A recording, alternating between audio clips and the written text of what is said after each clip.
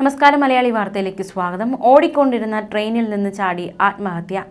Higher secondary അധ്യാപിക പുഴയിലേക്ക് ചാടി ജീവനൊടുക്കുകയായിരുന്നു. ചാലക്കുടി തിരുത്തിപ്പറമ്പ് സ്വദേശിയായ സിന്തോളാണ് ഇത്തരത്തിലൊരു കടുങ്കൈ ചെയ്തിരിക്കുന്നത്. 40 വയസ്സുകാരിയായിരുന്നു അധ്യാപിക. നിലമ്പൂർ പാസഞ്ചർ ട്രെയിനിൽ നിന്നാണ് യാത്രക്കാരി ചാടിയത്. നിലമ്പൂരിൽ നിന്ന് കോട്ടയത്തേക്ക് പോകുകയായിരുന്ന ട്രെയിനിൽ ഇന്നലെ വൈകുന്നേരം 6:45 ഈ സംഭവം ഉണ്ടായിരിക്കുന്നത്. റെയിൽവേ പാലം എത്തിയപ്പോൾ അധ്യാപിക പെട്ടെന്ന് ട്രെയിനിന്റെ വാതിലിലൂടെ പുഴയിലേക്ക് ചാടുകയായിരുന്നു. തുടർന്ന് ഈ വിവരം അറിയിച്ചതനുസരിച്ച് അഗ്നിശമന സേനയുടെ സ്കൂബ ടീം അടക്കം തിരച്ചിൽ നടത്തി.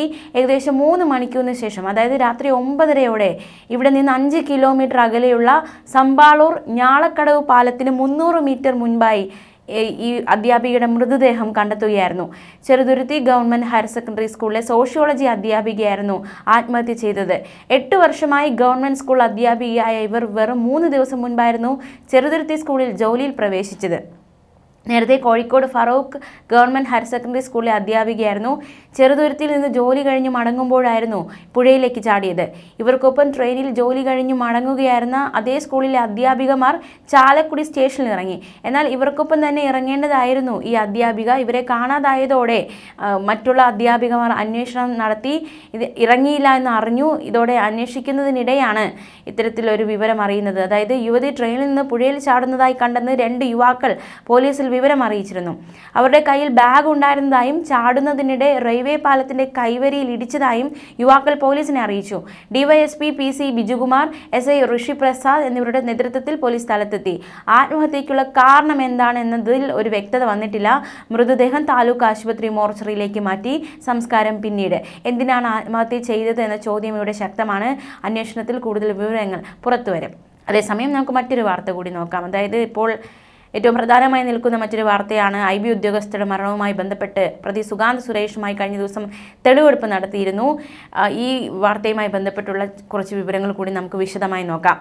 IB ഉദ്യോഗസ്ഥയും താനും തമ്മിൽ പരസ്പര സമ്മതത്തോടെയുള്ള ബന്ധമായിരുന്നുവെന്നും അവർ ജീവനൊടുക്കിയ ദിവസവും തമ്മിൽ വഴക്കിട്ടിരുന്നുവെന്നും ചോദ്യം ചെയ്യലിൽ സുഗാന്ത് പോലീസിനോട് വെളിപ്പെടുത്തി. യുവതിയുമായി ഇടയ്ക്കിടെ വഴക്കുണ്ടാക്കുമായിരുന്നു. പക്ഷേ പിന്നീട് അവ പരിഹരിച്ച് മുന്നോട്ട് പോവുകയായിരുന്നു പതിവ്. എന്തുകൊണ്ട് ജീവൻ ഒടുക്കി എന്നത് തനിക്ക് അറിയില്ല എന്നാണ് പ്രതി പറഞ്ഞിരിക്കുന്നത്. കഴിഞ്ഞ ദിവസം പേട്ട പോലീസ് കസ്റ്റഡിയിലെടുത്ത സുഗാന്തിനെ യുവതിയുടെ തിരുവനന്തപുരത്തെ ഫ്ളാറ്റിലും നെടുമ്പാശ്ശേരിയിൽ ഇയാളുടെ ഫ്ളാറ്റിലും എത്തിച്ച് തെളിവെടുപ്പ് നടത്തിയിരുന്നു. നെടുമ്പാശ്ശേരി വിമാനത്താവളത്തിലെ ഇമിഗ്രേഷൻ ഉദ്യോഗസ്ഥനായിരുന്ന സുഗാന്ത് യുവതിയെ തന്റെ താമസ സ്ഥലത്ത് എത്തിച്ചിരുന്നോ എന്നതടക്കമുള്ള കാര്യങ്ങൾ പോലീസ് അന്വേഷിക്കുകയാണ്. കസ്റ്റഡി കാലാവധി തീരുന്ന ഇന്ന് പ്രതിയെ Thiruvananthapuram additional chief judicial magistrate കോടതിയിൽ ഹാജരാക്കും. കൂടുതൽ തെളിവെടുപ്പിനായി പിന്നീട് വീണ്ടും കസ്റ്റഡിയിൽ വാങ്ങുക എന്ന ഉദ്ദേശത്തോടെയാണ് പോലീസ് ഇപ്പോൾ ആയിരിക്കുന്നത്. പ്രതിയെ 3 ദിവസത്തെ കസ്റ്റഡിയിലാണ് വിട്ടത്.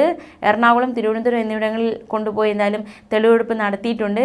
മാത്രമല്ല പ്രതിയുടെ ലൈംഗിക ശേഷി പരിശോധനയും നടത്തും. ഇതിനുശേഷം വീണ്ടും കസ്റ്റഡിയിൽ വാങ്ങുമെന്നാണ് പോലീസ് വ്യക്തമാക്കിയിരിക്കുന്നത്. മറ്റ് സംസ്ഥാനങ്ങളിൽ മരിച്ച പെൺകുട്ടിയുമായി പ്രതി പോയിരുന്ന സ്ഥലങ്ങളിൽ അന്വേഷണം നടത്താനാണ് ഈ കസ്റ്റഡി കാലാവധി ചോദിച്ചിരിക്കുന്നത്. എന്തായാലും പ്രതി റിമാൻഡിലാണ്. അഡീഷണൽ ചീഫ് ജുഡീഷ്യൽ മജിസ്ട്രേറ്റ് കോടതിയാണ് കേസ് പരിഗണിക്കുന്നത്.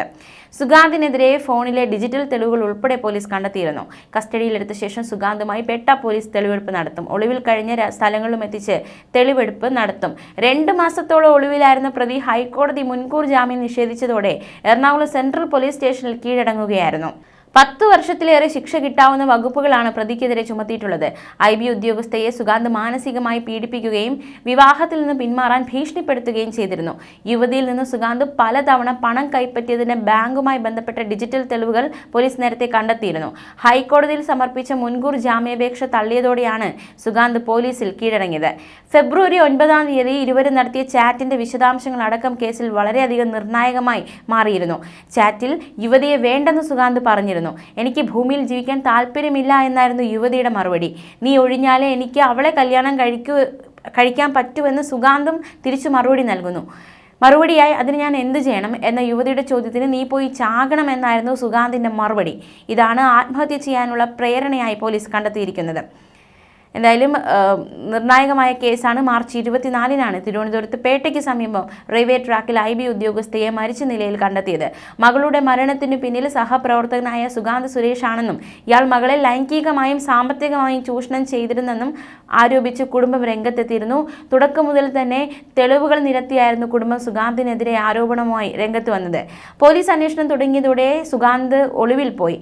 മാത്രമല്ല ഒളിവിലിരുന്ന് മുൻകൂർ ജാമ്യാപേക്ഷ നൽകി ഹൈക്കോടതി ഇത് തള്ളിയതോടെയാണ് കീഴടങ്ങുക എന്നൊരു തരത്തിലേക്ക് പ്രതി എത്തിയത്. തിരുവനന്തപുരത്തേക്ക് എത്തിച്ച പ്രതിയെ പിന്നീട് 14 ദിവസത്തേക്ക് കോടതി റിമാൻഡ് ചെയ്യുന്ന സാഹചര്യമുണ്ടായി. സുഗാന്തിനെതിരെ ബലാത്സംഗം കുറ്റം ചുമത്തിയാണ് പോലീസ് കേസെടുത്തിരുന്നത്. മാത്രമല്ല ഇയാൾ കൂടുതൽ പെൺകുട്ടികളെ ചൂഷണം ചെയ്തതായി തെളിവുകളുണ്ടെന്നും പുറത്തുവന്ന തെളിവുകൾ മഞ്ഞുമലയുടെ അറ്റം മാത്രമാണെന്നും അന്വേഷണം പൂർത്തിയാകേണ്ടതുണ്ടെന്നും ഹൈക്കോടതി വ്യക്തമാക്കിയിരുന്നു. സുഗാന്തിനോട് കീഴടങ്ങണമെന്ന നിർദ്ദേശവും കോടതി മുന്നോട്ട് വച്ചിരുന്നു. ഇപ്പോൾ പ്രതിക്ക് ജാമ്യം നൽകുന്നത് അന്വേഷണത്തിന് തടസ്സമാകുമെന്നും കോടതി നിരീക്ഷിച്ചിരുന്നു. ഇതിന് പിന്നാലെയാണ് സുഗാന്ത് കീഴടങ്ങിയത്. കൊച്ചി DCP ഓഫീസിലാണ് കീഴടങ്ങിയത്. മുമ്പ് ഫോണിൽ നിന്ന് ഇവരുടെ ടെലിഗ്രാം ചാറ്റുകൾ അടക്കം വീണ്ടെടുത്തിരുന്നു. ഇതിൽ യുവതിയെ സുഗാന്ത് ആത്മഹത്യയ്ക്ക് പ്രേരിപ്പിച്ചിരുന്നതായി വ്യക്തമായിരുന്നു. ഫോൺ പരിശോധന വഴി യുവതിക്ക് പുറമെ മറ്റു പല പെൺകുട്ടികളെയും സുഗാന്ത് ചൂഷണം ചെയ്തെന്നും വ്യക്തമായിരുന്നു. കൊച്ചി വിമാനത്താവളത്തിലെ ഇമിഗ്രേഷൻ വിഭാഗം ഉദ്യോഗസ്ഥനാണ് സുഗാന്ത്. ഇയാൾക്കെതിരെ ബലാത്സംഗം അടക്കമുള്ള കുറ്റങ്ങൾ ചുമത്തിയിരുന്നു. യുവതിയുടെ ആത്മഹത്യയ്ക്ക് ശേഷം ഇയാൾ ഒളിവിലായിരുന്നു. 2 മാസത്തോളമാണ് ഇയാൾ ഒളിവിലായിരുന്നത്. ഇയാളെ കണ്ടെത്താനുള്ള തീവ്ര ശ്രമത്തിലായിരുന്നു പോലീസ്. സംസ്ഥാനത്തിന് പുറത്തടക്കം വലിയ രീതിയിലുള്ള അന്വേഷണമൊക്കെ നടത്തി. പക്ഷേ എല്ലാം വിഫലമായിരുന്നു. ഒടുവിൽ ഹൈക്കോടതി ജാമ്യം നിഷേധിച്ചതോടെ ഇയാൾ സ്വയം കീഴടങ്ങുകയായിരുന്നു. മാത്രമല്ല ഈ സംഭവത്തിന് പിന്നാലെ, അതായത് കേസിൽ അന്വേഷണം തുടങ്ങിയതിന് പിന്നാലെ ഇയാൾ വീട് പൂട്ടിയാണ് ഒളിവിൽ പോയത്. അതുകൊണ്ട് തന്നെ മാതാപിതാക്കൾ അടക്കം ഒളിവിൽ പോയിരുന്നു എന്നതടക്കമുള്ള വിവരം. പിന്നീട് മാതാപിതാക്കൾ ആദ്യം പോലീസ് സ്റ്റേഷനിൽ കീഴടങ്ങി. മകൻ എവിടെയാണെന്ന് അറിയില്ല എന്ന ഒരു മറുപടിയായിരുന്നു അവർ നൽകിയത്. അതിനുശേഷമാണ് സുഗാന്ത് കീഴടങ്ങുക എന്ന തരത്തിലേക്ക് കാര്യങ്ങൾ എത്തിയത്. പൂനെ കന്യാകുമാരി എക്സ്പ്രസ് ട്രെയിൻ തട്ടിയായിരുന്നു IB ഉദ്യോഗസ്ഥ മരിച്ചത്. 1 വർഷം മുമ്പാണ് ഇവർ എമിഗ്രേഷൻ വിഭാഗത്തിൽ ജോലിയിൽ പ്രവേശിച്ചത്. ജോലി കഴിഞ്ഞ് രാവിലെ 7-ന് വിമാനത്താവളത്തിൽ നിന്നും മടങ്ങിയതായിരുന്നു. യുവതിയുടെ ആത്മഹത്യയ്ക്ക് പിന്നാലെ സഹപ്രവർത്തകൻ സുഗാന്തിനെതിരെ ഗുരുതര ആരോപണങ്ങളാണ് ഉദ്യോഗസ്ഥയുടെ കുടുംബം ഉന്നയിച്ചത്. യുവതിയെ സുഗാന്ത് സാമ്പത്തികമായും ലൈംഗികമായും ചൂഷണം ചെയ്തു എന്നാരോപിച്ച കുടുംബം ഇതിനുള്ള തെളിവുകൾ അടക്കം പോലീസിന് കൈമാറി. പക്ഷെ തുടക്കത്തിൽ തന്നെ ഈ പോലീസ് ഒരു ഗൗരവം ഈ കേസിൽ കാണിച്ചിരുന്നുവെങ്കിൽ 2 മാസത്തോളം പ്രതി ഒളിവിൽ പോകുന്ന സാഹചര്യം ഒഴിവാക്കാൻ സാധിക്കുമായിരുന്നു എന്നാണ് വിലയിരുത്തൽ. ഇരുവരും വിവാഹിതരാണെന്ന് തെളിയിക്കുന്ന രേഖകൾ വ്യാജമായി നിർമ്മിച്ച് സുഗാന്ത് യുവതിയെ ഗർഭചിത്രത്തിനായി ആശുപത്രിയിൽ എത്തിച്ചതടക്കമുള്ള നിർണായക കണ്ടെത്തലുകളാണ് കേസുമായി ബന്ധപ്പെട്ട് നടത്തിയിട്ടുള്ളത്. കഴിഞ്ഞ വർഷം തിരുവനന്തപുരത്തെ സ്വകാര്യ ആശുപത്രിയിലാണ് ഗർഭചിത്രം നടത്തിയത്. അബോർഷൻ നടത്തിയതിനു ശേഷമാണ് സുഗാന്ത് വിവാഹത്തിൽ നിന്ന് പിന്മാറിയതെന്നാണ് വിവരം. പെൺകുട്ടിയുടെ അമ്മയോടാണ് വിവാഹത്തിന് താല്പര്യമില്ലെന്ന് പറഞ്ഞ് സന്ദേശം അയച്ചത്. ഇതിന് കുറച്ച് ദിവസങ്ങൾക്ക് ശേഷമാണ് യുവതി ആത്മഹത്യ ചെയ്തത്. യുവതിയുടെ അക്കൗണ്ടിൽ നിന്ന് പലതവണയായി പണം സുഗാന്തിന്റെ അക്കൗണ്ടിലേക്ക് മാറ്റിയെന്നതും കണ്ടെത്തിയിട്ടുണ്ട്. 3 ലക്ഷത്തിലധികം രൂപയാണ് ഇത്തരത്തിൽ മാറ്റിയത്. ബലാത്സംഗം, തട്ടിക്കൊണ്ടുപോകൽ തുടങ്ങിയ കുറ്റങ്ങൾ ചുമത്തിയാണ് പോലീസ് സുഗാന്തിനെതിരെ കേസെടുത്തത്. എന്നാലും നിർണായകമായ കേസാണ്. ഈ കേസിൽ വളരെ വേദനയോടെയാണ് ഈ IB ഉദ്യോഗസ്ഥരുടെ മാതാപിതാക്കൾ പ്രതികരിച്ചിട്ടുള്ളത്. പ്രത്യേകിച്ച് പിതാവ് പറഞ്ഞത് മകൾക്ക് നീതി കിട്ടാൻ ഏതറ്റം വരെയും നിയമ പോരാട്ടം നടത്താൻ താൻ തയ്യാറാണ് എന്നതടക്കമുള്ള ഒരു പ്രതികരണം പിതാവ് നടത്തിയിരുന്നു. മാത്രമല്ല ഈ പ്രതി കീഴടങ്ങിയതിന് പിന്നാലെ പേട്ട പോലീസ് സ്റ്റേഷനിൽ പ്രതി എത്തിച്ചിരുന്നു. അവിടെ ഈ IB ഉദ്യോഗസ്ഥരുടെ ബന്ധുക്കളെ കൊണ്ടുവന്ന് ഈ പ്രതിയെ തിരിച്ചറിയുന്ന ഒരു കടമ്പയുണ്ടായിരുന്നു. അപ്പോൾ തീർച്ചയായിട്ടും ഈ പ്രതിക്കെതിരെ വലിയ രീതിയിലുള്ള ഒരു പ്രതിഷേധമാണ് യുവതിയുടെ കുടുംബത്തിൻ്റെ ഭാഗത്തു നിന്നും ഉണ്ടായത്. ന്യൂസ് ഡെസ്ക് മലയാളി വാർത്ത.